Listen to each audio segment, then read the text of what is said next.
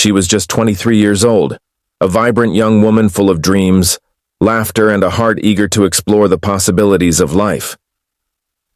Emily Harper had recently graduated college, with ambitions that reached far beyond her small hometown in Florida.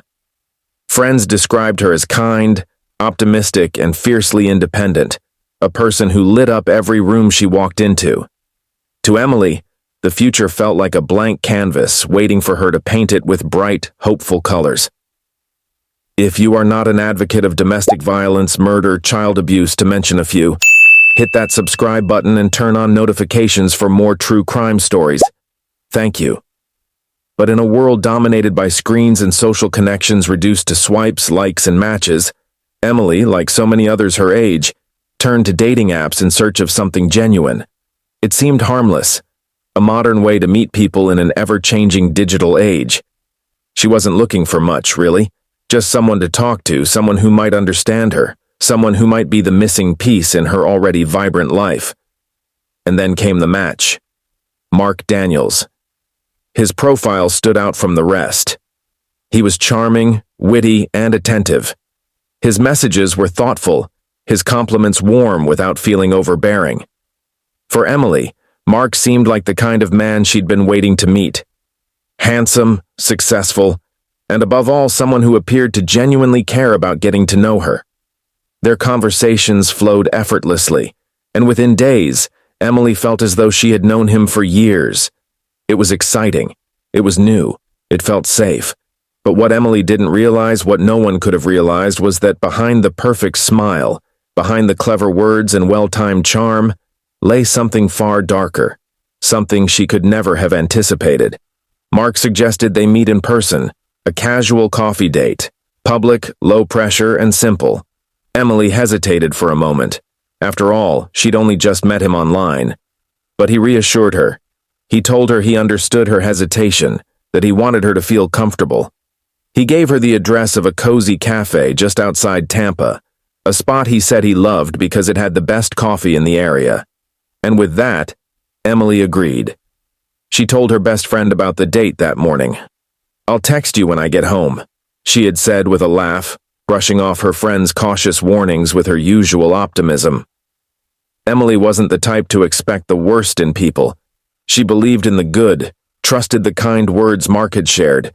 She left her house that afternoon dressed casually but excitedly, her heart full of nervous anticipation. But Emily would never send that text. When hours turned to days, and Emily's cheerful voice turned into silence, her family began to panic. At first, they tried to rationalize it. Maybe her phone had died. Maybe she'd gone somewhere with a friend and forgot to tell them. But as more time passed and every call went unanswered, their unease turned into a gnawing, relentless fear. They filed a missing persons report. Flyers with Emily's smiling face were plastered across the city. "Have you seen her?" the posters read, accompanied by the same photo everyone remembered.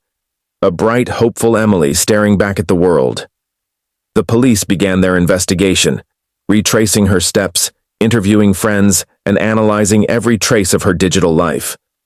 And when they discovered her Tinder messages, the name Mark Daniels became the focus of their search. Who was this man? What had happened during their meeting? And why had Emily vanished into thin air? As they dug deeper, details began to emerge, fragments of evidence that painted an increasingly unsettling picture. Mark Daniels wasn't who he seemed to be. His life was riddled with secrets, lies, and a dark past that he'd worked tirelessly to hide. For Emily, a trusting young woman who simply wanted to believe in the good, her encounter with Mark would prove to be tragically fatal. Investigators followed every lead, piecing together the events of that fateful day. They tracked her movements, scoured security footage, and spoke to witnesses who remembered seeing her at the cafe. But the further they looked, the darker the story became. What they eventually found didn't just answer the question of what happened to Emily Harper. It unearthed a truth so disturbing, so incomprehensible, that it left the entire community shaken to its core. Her family's worst fears were realized, and Florida became the backdrop for a case that would haunt everyone who heard it. This is the story of Emily Harper, a story of trust betrayed, of a bright future stolen in an instant, and of the chilling reality that sometimes the person we think we know may be hiding the most dangerous of secrets. It's a cautionary tale for the digital age, and it begins with a single fateful decision, a decision that would change everything. For Emily Harper, it all began with a simple swipe.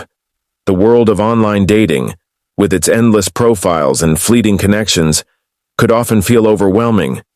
But this time, something was different. Mark Daniels's profile caught her eye almost immediately. He wasn't like the others. His photos painted the picture of a confident, accomplished man. There was one of him hiking a scenic mountain trail, another of him smiling at a candlelit dinner table, and even a candid shot of him holding a golden retriever puppy. His bio was short but thoughtful. Finance professional, lover of good coffee and great conversations, looking for something real. And then there were his messages. From the moment they matched, Mark's charm was undeniable. He didn't start with a corny pickup line or a generic greeting. Instead, he asked Emily about herself. "What's the story behind that beautiful smile in your profile picture?" he had written. It was simple, disarming, and made her feel like he genuinely wanted to know her. Their conversation flowed effortlessly, and soon they were exchanging stories about their favorite books, favorite places to travel, and the little quirks that made life interesting. Mark seemed perfect, too perfect. But Emily didn't think of it that way. In her mind, he was simply a breath of fresh air in the exhausting world of online dating. He was attentive, but not overbearing, funny, but not childish. He asked her about her dreams, her passions, and even her favorite childhood memories. It felt easy, natural even, like they had known each other for much longer than a few days. Still, Emily wasn't someone to rush into things. She had always been cautious when it came to online dating. Her friends had warned her countless times about the potential dangers, fake profiles, scams, and even worse. But Mark didn't set off any alarms. If anything, he did the opposite. He was polite, respectful, and patient. He didn't push her to meet right away. Instead, he let the idea of meeting in person come up organically. "I know this might sound forward," he said one evening after they'd been chatting for hours, "but I feel like we have such a great connection. Would you be open to grabbing coffee sometime? No pressure, of course. I'd just really like to meet you." Emily hesitated at first. It wasn't that she didn't want to meet him, she did. But there was always that lingering fear in the back of her mind. What if he wasn't who he said he was? What if something went wrong? Still, Mark's approach put her at ease.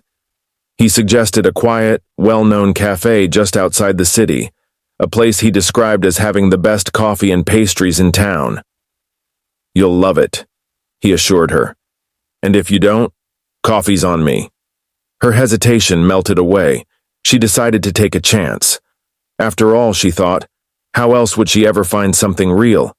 She spent the night before their date picking out an outfit, messaging her best friend Lauren about what she should wear. "Just be yourself," Lauren had told her, "and don't forget to text me when you're done."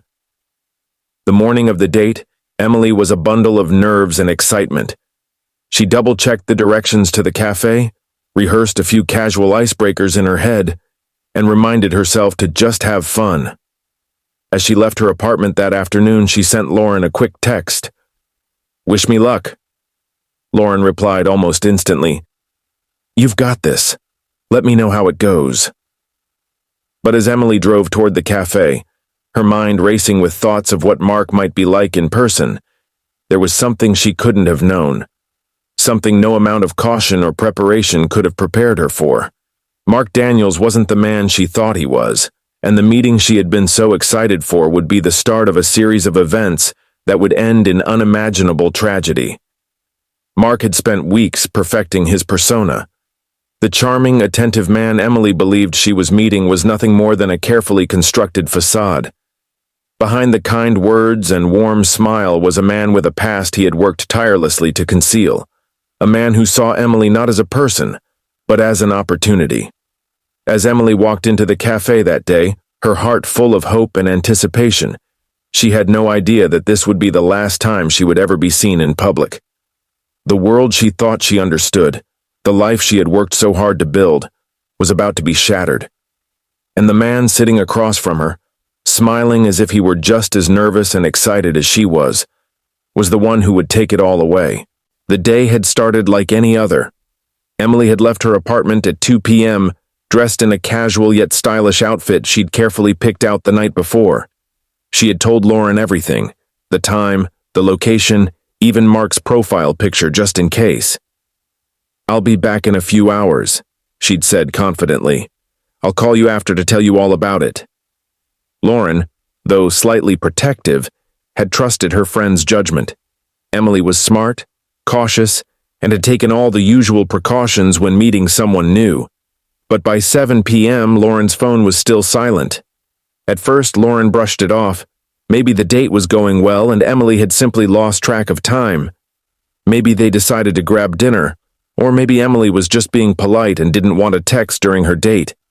But as the hours stretched on, Lauren's worry began to grow. By 9 p.m., she decided to call Emily. The phone rang several times before going to voicemail. She tried again, and again, but each time there was no answer.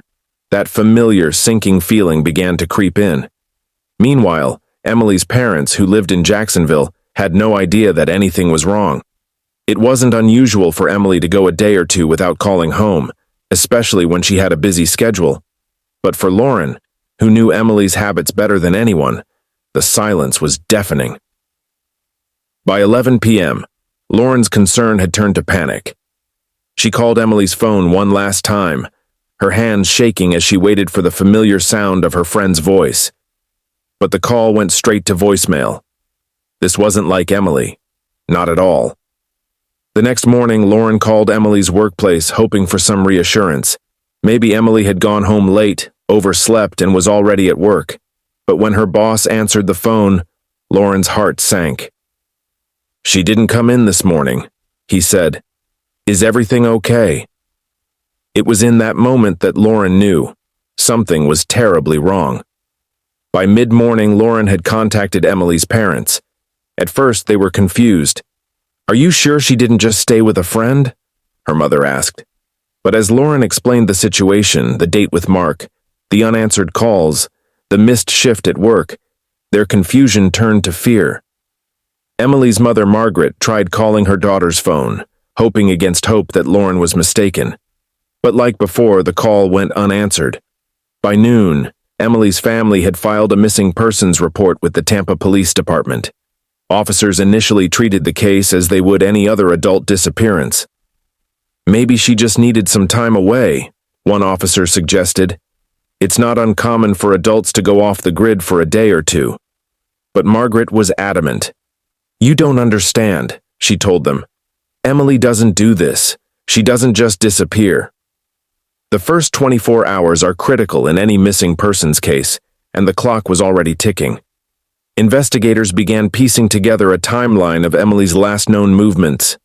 Using phone records, text messages, and social media activity, they confirmed that she had last been active on her phone around 3:45 p.m., shortly after arriving at the cafe to meet Mark Daniels. But after that, the digital trail went cold. Police visited the cafe, hoping to find witnesses who might have seen Emily or Mark. The cafe owner remembered seeing a young woman who matched Emily's description sitting near the window that afternoon. She was with a man, the owner recalled. Tall, dark hair, dressed nicely. They seemed to be having a good time, laughing and talking. But the owner couldn't recall when they left. "It got busy around 4:30, she said. "I didn't notice them after that." From there, investigators expanded their search. They contacted Mark Daniels, using the phone number Emily had shared with her friends. But when they tried to trace his profile, they hit a dead end. The number was disconnected, and the Tinder account had been deleted. It was as though Mark Daniels had vanished into thin air. Emily's disappearance quickly became the talk of the community. Friends, family, and volunteers gathered to organize search parties, posting flyers across the city and sharing her photo on social media. Her smiling face, framed by her auburn hair, was everywhere, on street lamps, in shop windows, and across news broadcasts. "Please," her mother pleaded during a tearful press conference, "if anyone knows anything, please come forward. We just want our daughter back." But as days turned into weeks, hope began to fade. Despite countless tips and leads, there was no sign of Emily. The cafe's security cameras had been out of order on the day of her disappearance, leaving investigators with no footage of her leaving the building. Without solid evidence, the case seemed to stall. The first major breakthrough came from an unlikely source. A neighboring business near the cafe where Emily had met Mark had security cameras facing the street. While the cafe's cameras had been out of order, these external cameras had captured the area outside. Detectives pored over hours of footage, hoping to spot Emily leaving the cafe. Finally, they found her. At approximately 4:15 p.m., Emily was seen walking out of the cafe alongside a man who fit Mark Daniels' description. He appeared to be in his early 30s, tall, with dark hair and dressed in business casual attire. In the footage, he held the door open for Emily, who smiled as they walked toward the parking lot. The two seemed relaxed, even laughing as they strolled away from the cafe. But what stood out to investigators wasn't the pair themselves, it was the car they approached. Mark was seen unlocking a dark-colored sedan, a vehicle that didn't appear to have any distinguishing features. As Emily climbed into the passenger seat, Mark walked around to the driver's side. Moments later, the car pulled out of the parking lot and disappeared down the street. This footage, while significant, left investigators with more questions than answers. Who was Mark Daniels and where had he taken Emily? Without a license plate number or a clear look at the car's registration, the vehicle remained untraceable. But detectives were determined to follow every lead. Next, they turned to witness accounts from the day of Emily's disappearance. Several patrons at the cafe recalled seeing her and Mark together. "They looked like a normal couple," one witness said. "I didn't think anything of it." But another patron, a young woman who had been sitting near the window, offered a chilling detail. "I noticed the man kept glancing around, like he was nervous about something," she said. "At one point, he even got up and looked out the window before sitting back down." This nervous behavior raised red flags for detectives, who began digging deeper into Mark Daniels' identity. However, their search hit a wall. The name he had used on Tinder appeared to be fake, and the phone number he had provided was linked to a burner phone that had been deactivated shortly after Emily's disappearance. Whoever Mark Daniels was, he had gone to great lengths to erase his tracks. Then a startling discovery changed the course of the investigation. On the outskirts of Tampa, in a remote wooded area, a local hiker stumbled upon an abandoned vehicle. The car, partially hidden by overgrown brush, matched the description of the sedan seen in the CCTV footage. Detectives were called to the scene immediately. The car was locked and the windows were tinted, making it impossible to see inside. When detectives finally gained access, they were met with a grim sight. Inside the trunk, they found several items that would send shockwaves through the investigation. Among them were Emily's purse, her phone, and a jacket her mother later confirmed as hers. But that wasn't all. There were also traces of what appeared to be blood on the lining of the trunk, a discovery that shifted the investigation from a missing persons case to something far more sinister. The car was immediately sent to a forensic lab for further analysis. DNA testing confirmed the blood in the trunk was Emily's. Investigators also found several strands of hair and what appeared to be duct tape residue. These findings painted a harrowing picture of what might have happened after Emily left the cafe that day. As the forensic evidence mounted, detectives worked tirelessly to retrace Mark's steps. They discovered that the burner phone he had used to contact Emily had been purchased at a local convenience store just days before their date. Security footage from the store showed a man matching Mark's description buying the phone, along with a pack of cigarettes and a bottle of water. But once again, no identifying information was left behind. With little else to go on, investigators expanded their search of the wooded area where the car was found. Teams of officers, K-9 units, and volunteers combed through the dense underbrush, looking for any sign of Emily. Days turned into weeks, and just as hope seemed to be slipping away, they found something. A shoe, partially buried in the mud, was discovered less than a mile from where the car had been abandoned. It was a size 7 sneaker, the same size Emily's family confirmed she had been wearing on the day she disappeared.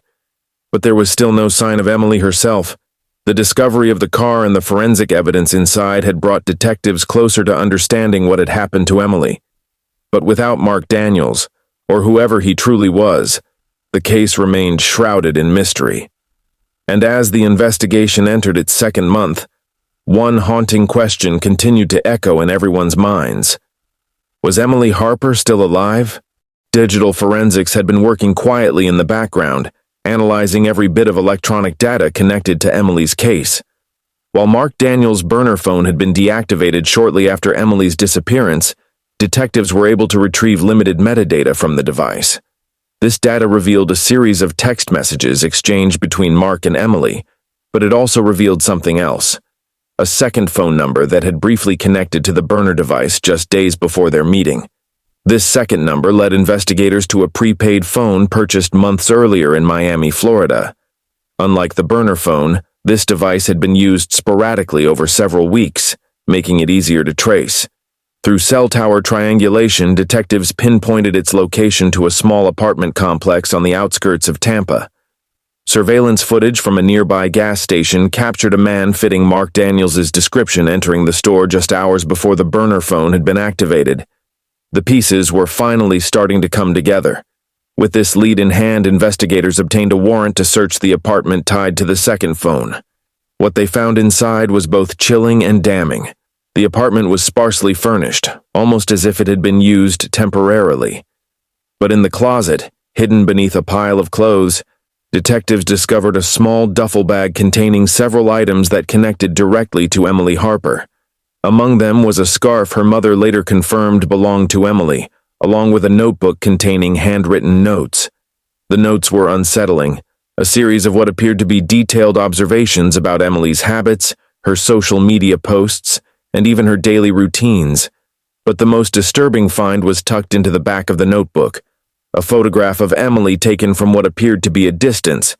Investigators concluded it had been taken without her knowledge. It was now clear that Mark Daniels, or whoever he was, had been watching Emily long before their supposed chance encounter on Tinder. With mounting evidence, detectives turned their attention to identifying the man behind the alias. Using the metadata from the second phone, they tracked its usage history and uncovered a pattern of transactions linked to a prepaid debit card. The card, purchased under a fake name, had been used at multiple locations, including a nearby motel where staff remembered a man matching Mark's description. Surveillance footage confirmed his presence, and for the first time, investigators had a clear image of their suspect.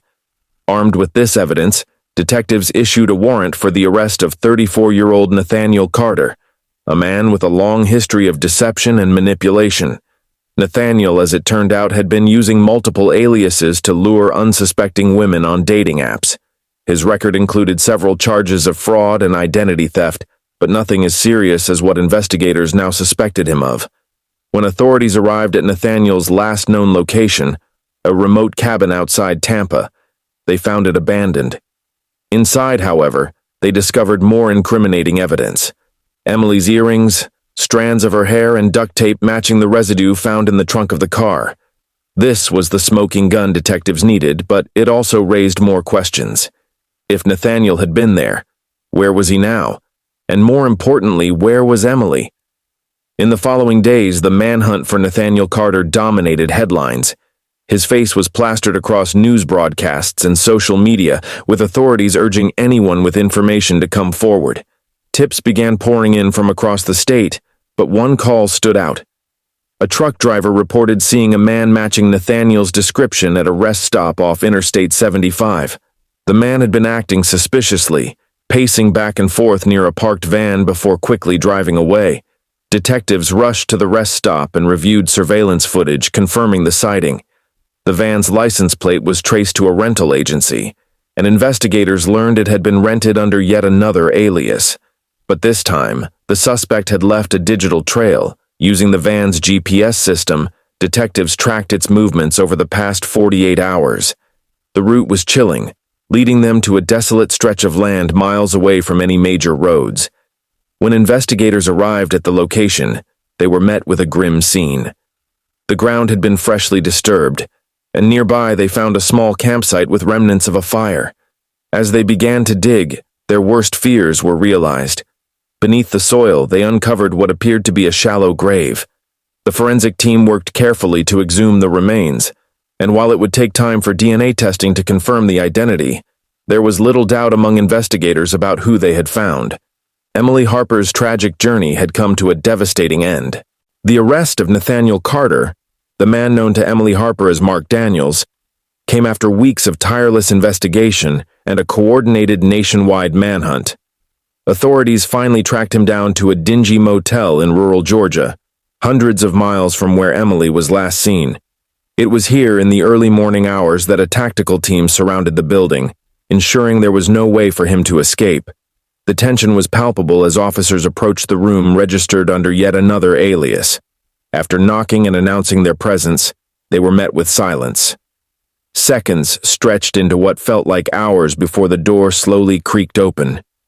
Nathaniel Carter emerged, his hands raised, a smirk on his face that sent chills down the spines of everyone present. He didn't resist arrest, but his demeanor was unsettling. It was as though he believed he had already won some twisted game.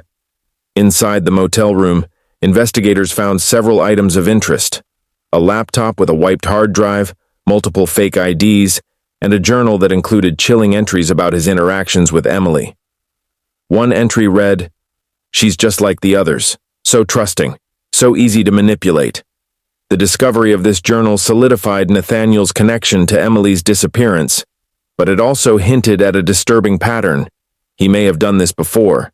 Nathaniel Carter was taken into custody and transported back to Florida, where he was officially charged with first-degree murder, kidnapping, and tampering with evidence. At a press conference held shortly after his arrest, law enforcement officials detailed the overwhelming evidence against him. "We have gathered extensive forensic and digital evidence tying Mr. Carter to the disappearance and tragic death of Emily Harper. This includes DNA evidence found in the trunk of the abandoned car, surveillance footage from multiple locations, and his own written confessions. While we cannot bring Emily back, we are committed to seeking justice for her and her family." Then there was Emily's phone. After being retrieved from the duffel bag in Nathaniel's apartment, forensic analysts uncovered deleted messages and location data. The messages revealed a disturbing escalation in Nathaniel's tone in the hours leading up to Emily's disappearance. What started as flirtatious banter had turned possessive and insistent. In one chilling message, he wrote, "Trust me, you won't regret this. I have something special planned." But perhaps the most damning evidence came from witness testimonies. Multiple people who had interacted with Nathaniel during his time on the run described him as erratic and paranoid. One motel clerk recalled him pacing the lobby late at night, muttering about how he needed to stay one step ahead. Another witness, a truck driver who had shared a brief conversation with Nathaniel at a rest stop, described him as agitated and constantly looking over his shoulder. As the charges were read aloud in court, Nathaniel Carter appeared unfazed. He sat stone-faced, occasionally whispering to his lawyer but offering no outward reaction to the gravity of the accusations against him. Emily's family, seated just a few rows behind him, struggled to contain their grief. Her mother wept quietly, clutching a photo of her daughter, while her father stared intently at the man who had taken everything from them. The case against Nathaniel Carter was clear, but the trial promised to be anything but straightforward. His defense team was already preparing to challenge the validity of the evidence, arguing that the DNA samples were contaminated and the GPS data inconclusive. Meanwhile, the prosecution was determined to present a narrative so compelling that no jury could doubt his guilt.